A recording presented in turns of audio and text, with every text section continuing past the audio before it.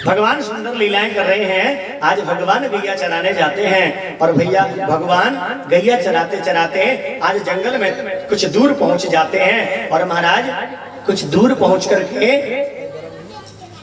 आज भगवान मथुरा मंडल के पास में पहुंच जाते हैं। मथुरा के पास में पहुंच जाते हैं भगवान। और मथुरा के पास पहुंच करके आज भगवान को भूख लग रही है। और भगवान को जब भूख लगी,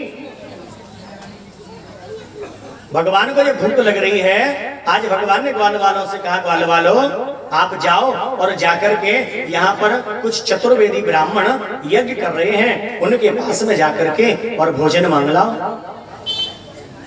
ग्वाल वाल गए, चतुर्वेदी ब्राह्मण जो यज्ञ कर रहे थे उनसे जाकर के कहा, बोले यहाँ पर कन्हैया आ गए हैं, आप उनके लिए भोजन दे दो। लेकिन महाराज जो चतुर्वेदी ब्राह्मण थे जो यज्ञ कर रहे थे वो अभिमानी थे, वो अभिमानी थे और उन्होंने भोजन नहीं दिया। ग्वाल वालों की बात को सुना ही नहीं और बातों को नहीं सुना। ग्वाल वाल लौट करके आ गए। भगवान ने कहा, बोले ग्वाल वालों भोजन नहीं लाए। ग्वाल वाल बोले, प्रभु ब्राह्मणों ने हमारी बात को सुना ही नहीं, ब्राह्मणों ने हमारी बात नहीं सुनी, हम भोजन लेकर के नहीं आए। भगवान ने कहा, ग्वाल वालों तो ऐसा करो, आज अब की बार ब्राह्मणों के पास नहीं जाना, उनके घर के अंदर जाना, जो ब्राह्मणी है उनसे भोजन लाना। ग्वाल वाल बोले, लाला तू हमें पिटवाए की नौबत कर रहे हो? अरे काऊ के घर में घुसेंगे तो कोई पीटेगा नहीं हमें। भगवान बोले, नहीं लाला कोई बात नहीं, आप चले तो जाओ। ग्वाल वाल बेचारे गए, यज्ञ कर रहे थे ब्राह्मण, उन्होंने पूछा कहाँ जा रहे हो, नहीं सुनी, चले गए अंदर। ब्राह्मणी भोजन बना रही थी, भोजन बनाते ही ब्राह्मणियों से कहा, बोले भगवान यहाँ पर आए हैं, उनके लिए भोजन चाहिए। अब तो महाराज भगवान के लिए सुंदर थाली सजाई ब्राह्मणियों ने और थाली सजा करके आज ब्राह्मणियां चलने लगी। ब्राह्मणों ने पूछा कहाँ जा रही हो? ब्राह्मणों ने पूछा कहाँ जा रही हो? ब्राह्मणी बोले, तुम चुपचाप बैठे रहो, हम जहाँ जा रही हैं सही जा रही हैं। अब यज्ञ कर रहे हैं ब्राह्मण, यज्ञ करते करते इशारे में पूछ रहे हैं कहाँ जा रही हो? ब्राह्मणी ने कहा, जहां जा रही हैं सही जा रही हैं, तुम चुपचाप बैठे रहो।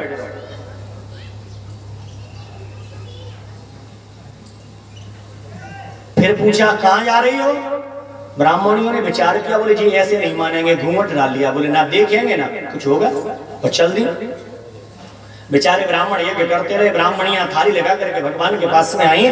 भगवान के पास में आई, आज भगवान ने स्वागत किया कि स्वागतम भो महाभागा हास्यताम करवामि किम। हे ब्राह्मणियों, आपका स्वागत है, आप यहाँ पर पधारे हैं, मैं आपका बारंबार स्वागत करता हूँ।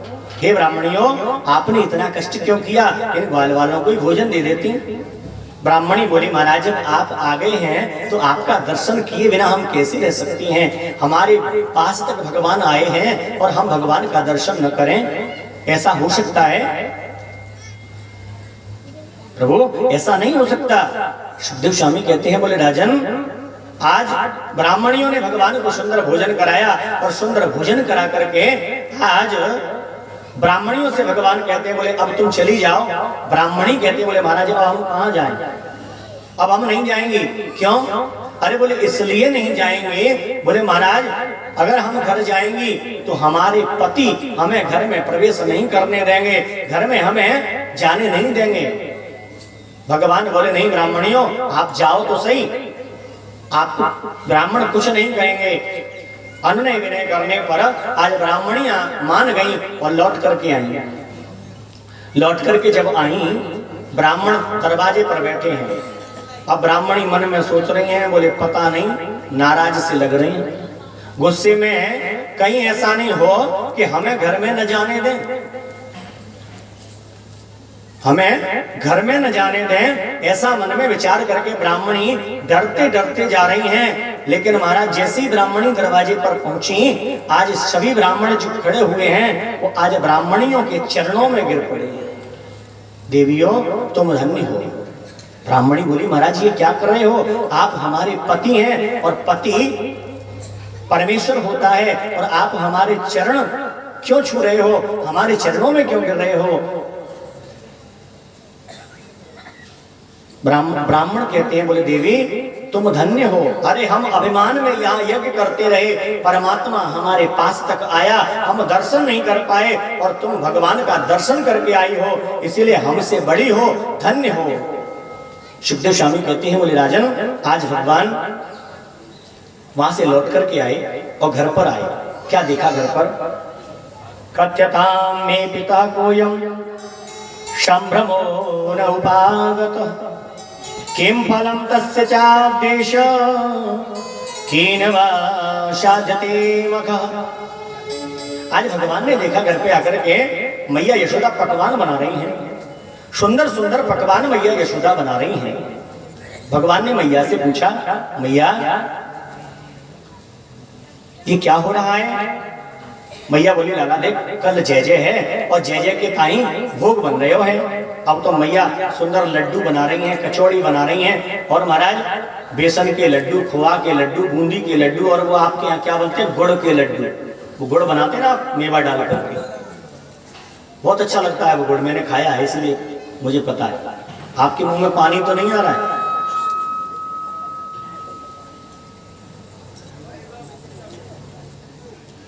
सुंदर पकवान बन रहे हैं, मैया पूड़ी बना रही हैं, कचौड़ी बना रही हैं, पापड़ बना रही हैं, और पुआ भी बनाए, और पुआ भी बनाए 3 प्रकार के बनते हैं, एक छोटे वाले, एक बनते हैं बड़े वाले, पतले पतले लंबे वाले, और एक और देखा मैंने पुआ ऐसा बनता है गोल,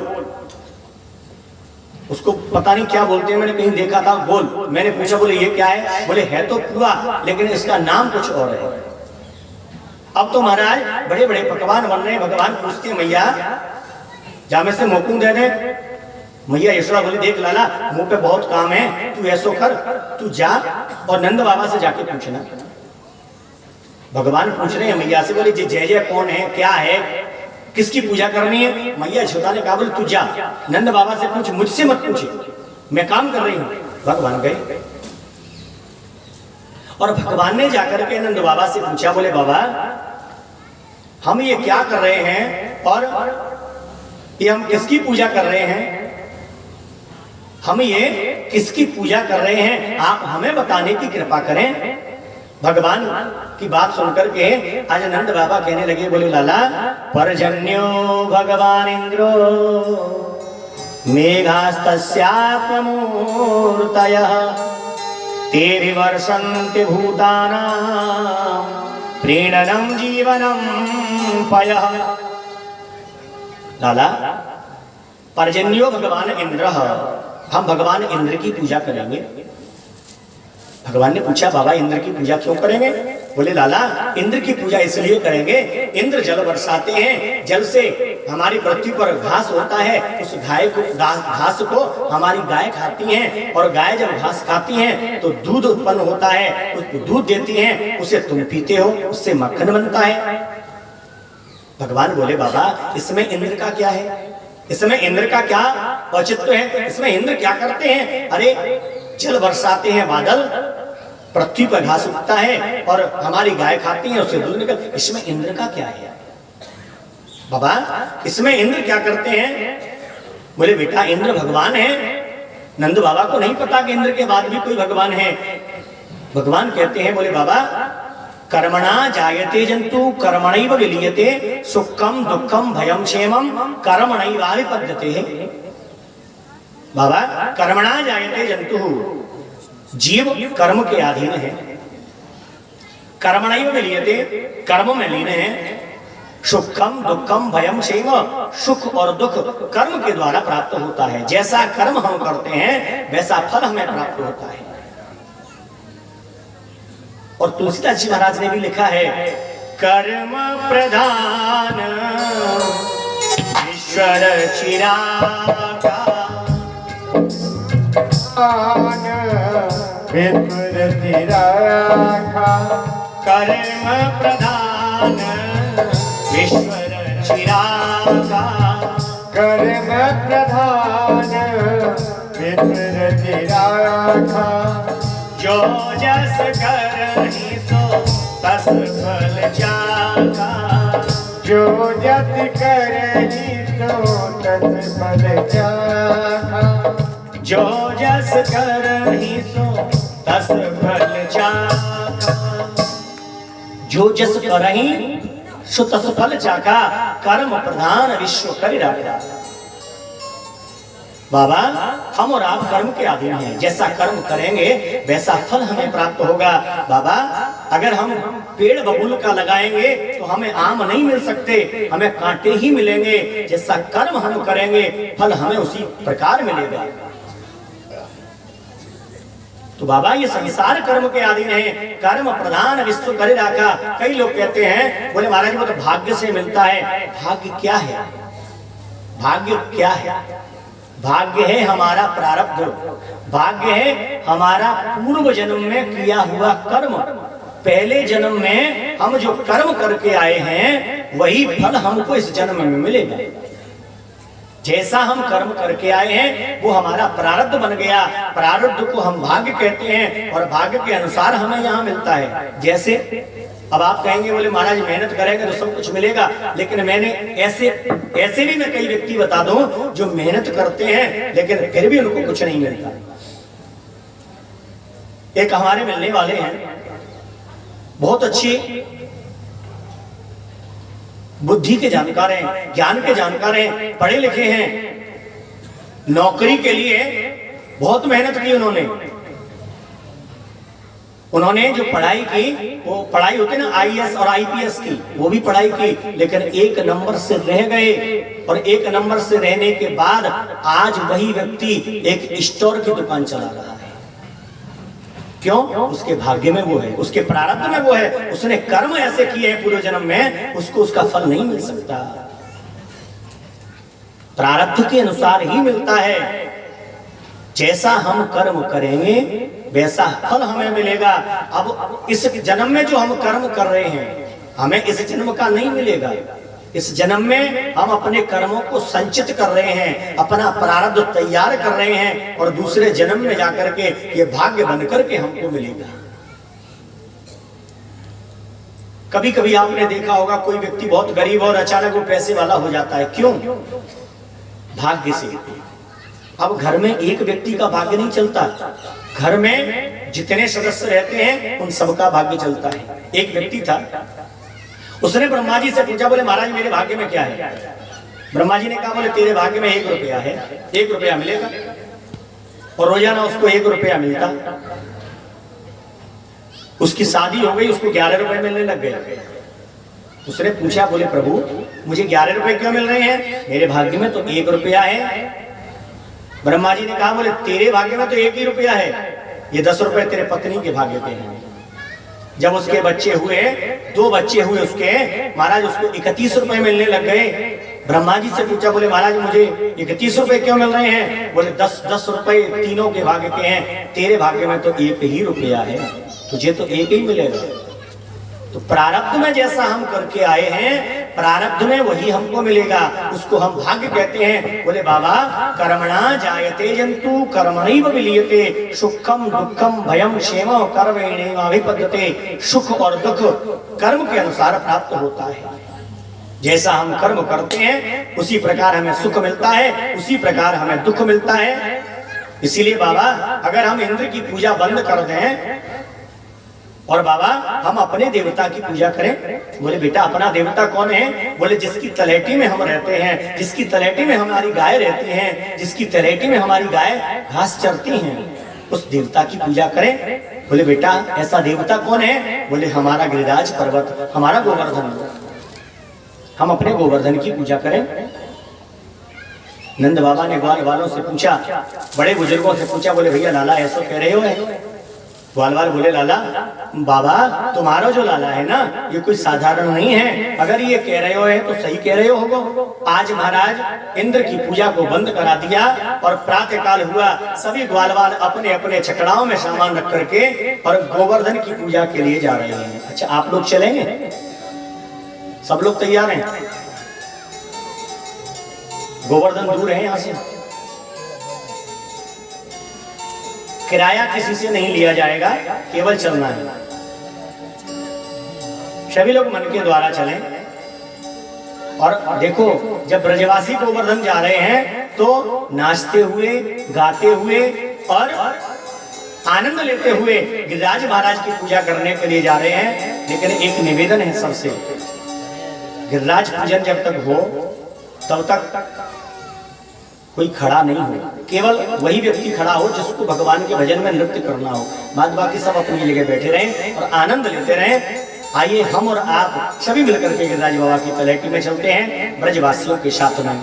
अरे मैं तो गोवर्धन को जाऊं मेरे वीर, ना माने मेरो मनुआ।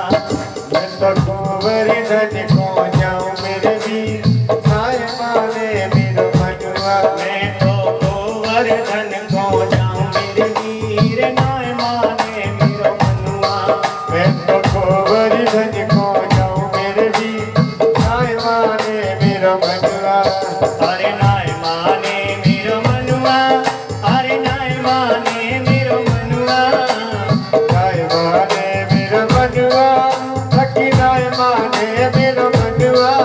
अरे नाय माने मेरो मनुआ, अरे नाय माने मेरो मनुआ।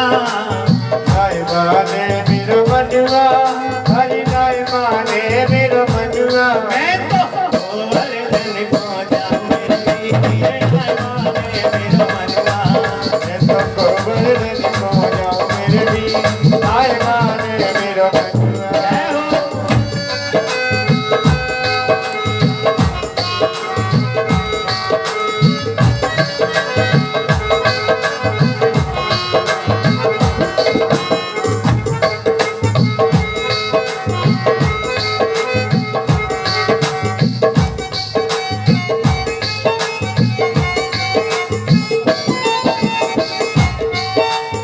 सभी लोग बड़े भाव से प्रेम से चलेंगे। हर सात कोश की दे परिक्रमा, सात कोश की दे परिक्रमा, सात कोश की दे परिक्रमा, सात कोश की दे परिक्रमा, सात कोश की दे परिक्रमा। सात कोश की दे परिक्रमा। मानसी गंगा नाव मेरे वीर, नाय माने मेरो मनुआ। मैं तो मानसी गंगा नाव मेरे वीर, नाय माने मेरो मनुआ। मैं तो गोवर्धन को जाऊं मेरे वीर, नाय माने मेरो मनुआ। मैं तो गोवर्धन को जाऊं मेरे वीर, नाय माने मेरो मनुआ। जय हो।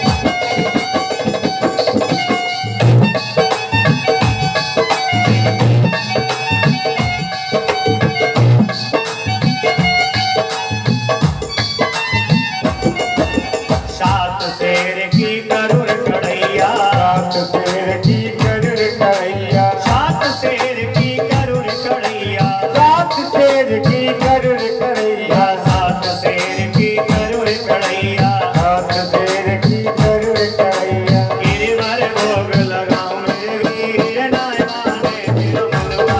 मैं तो गिरधर भोग लगाऊं मेरे वीर, नाय माने मेरो मनुआ। मैं तो गोवर्धन को जाऊं मेरे वीर, नाय माने मेरो मनुआ। गोवर्धन को जाऊं मेरे वीर, नाय माने मेरो मनुआ। हरि बोल।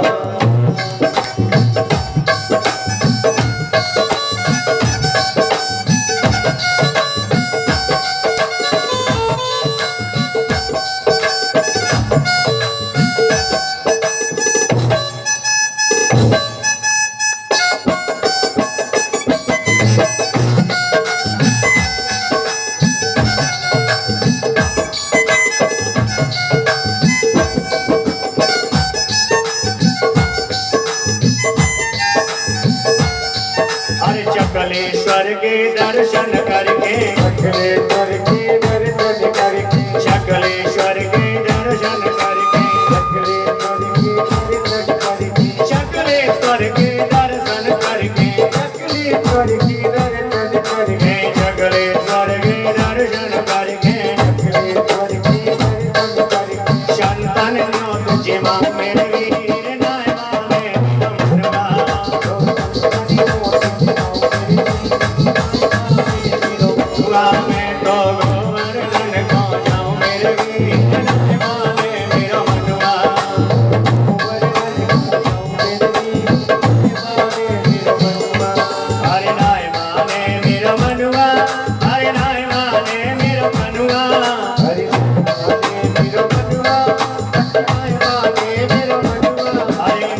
माने मेरो मनुआ, अरे नाय माने मेरो मनुआ।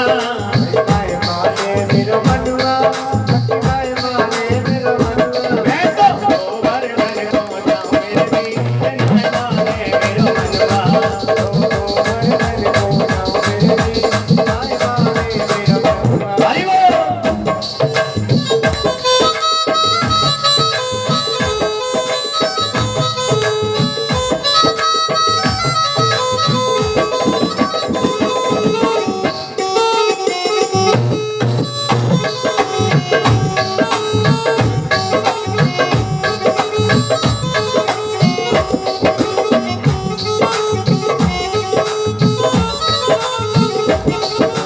₹5 की पाव जलेबी, 5 रुपए की पाव जलेबी, ₹5 की पाव जलेबी। 5 रुपए की पाव जलेबी। अच्छा एक बात बताओ, क्या ₹5 की पावर जलेबी मिलती है?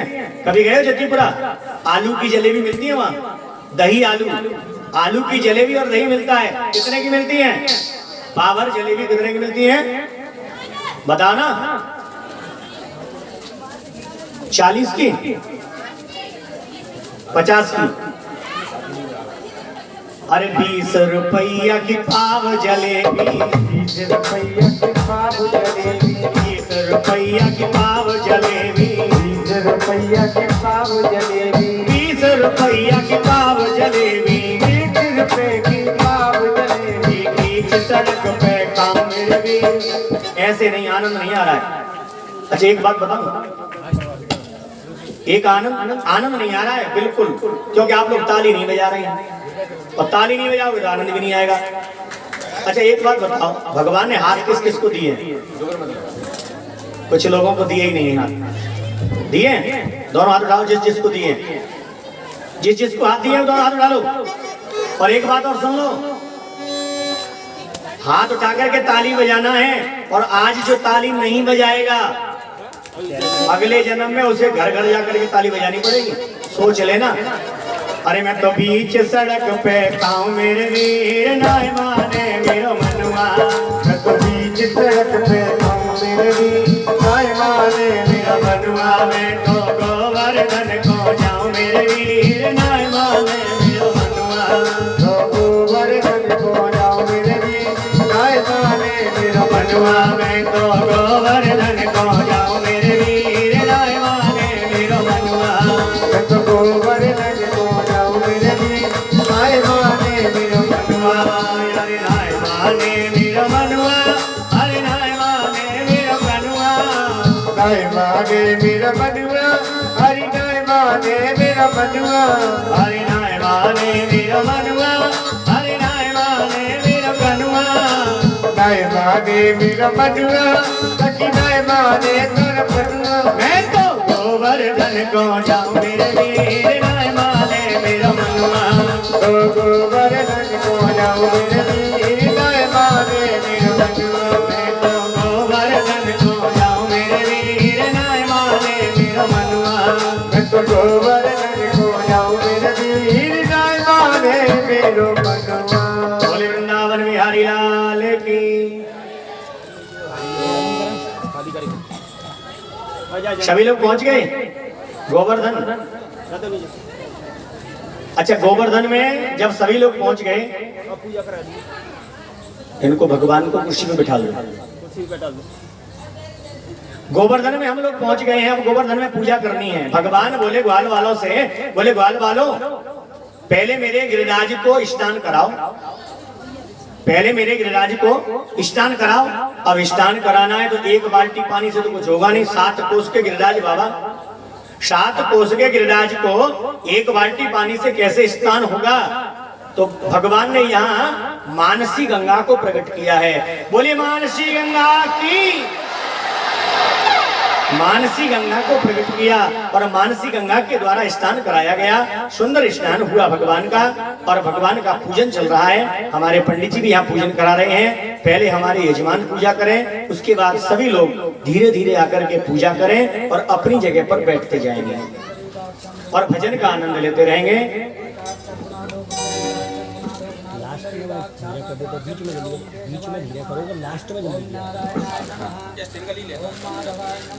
श्री गोवर्धन महाराज महाराज तेरे माथे मुकुट विराज रहो। श्री गोवर्धन महाराज महाराज तेरे माथे मुकुट विराज रहो।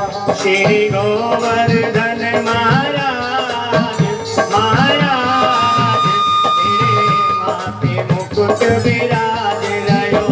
श्री गोवर्धन महाराज महाराज तेरे माथे मुकुट विराज रहो। तेरे माथे मुकुट विराज रहो।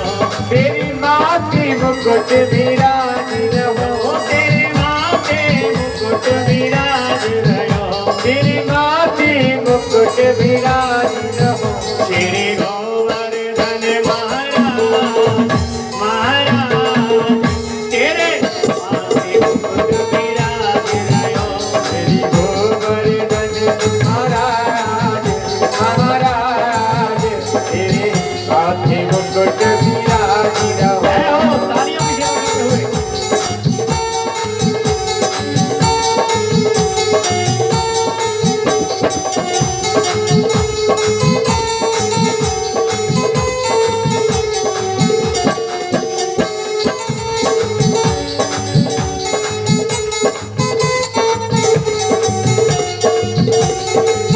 तोपे पान चढ़े तोपे फूल चढ़े।